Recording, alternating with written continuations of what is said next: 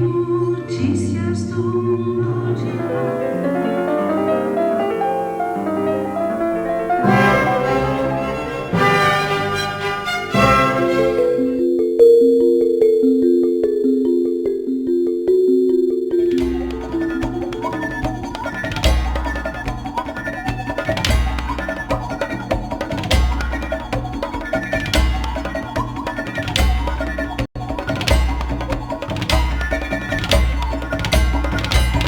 Comecei a pensar em 21 quando eu fiz uma cadência para percussão para um disco do Akechi.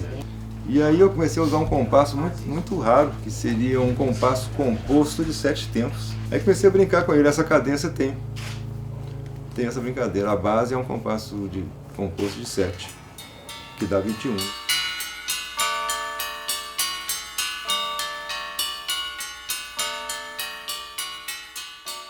A gente fez um trabalho muito junto, né?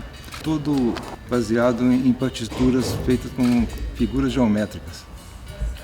Com partituras que estimulam a improvisação.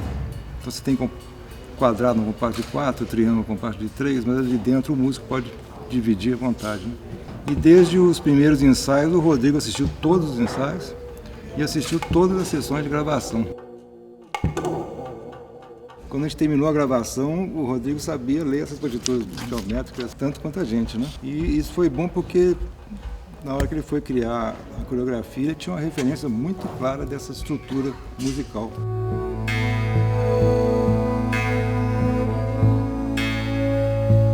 Eu era vizinho do estúdio do Akechi. Eu passava o dia lá. E a partir daí, que eu acho que houve uma ruptura grande, uma mudança grande do que do que nós estávamos fazendo para o que nós começamos a fazer. A gente vinha de trabalhar uma década só com música erudita.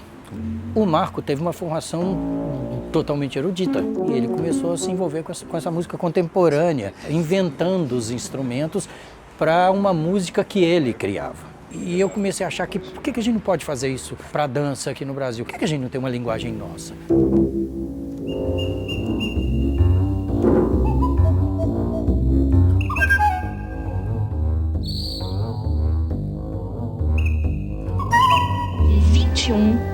Rodrigo Pederneiras deu uma guinada e aí ele fez o balé clássico começar a falar português. Ele começou a quebrar as estruturas do balé clássico.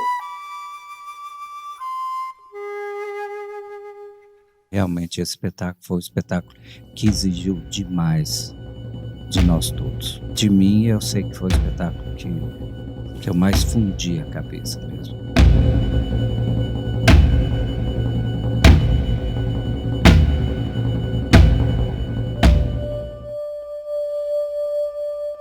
O tratamento cênico, ele vem a ser uma decorrência não só do clima propiciado pela música, mas também da movimentação que foi feita pelo Rodrigo.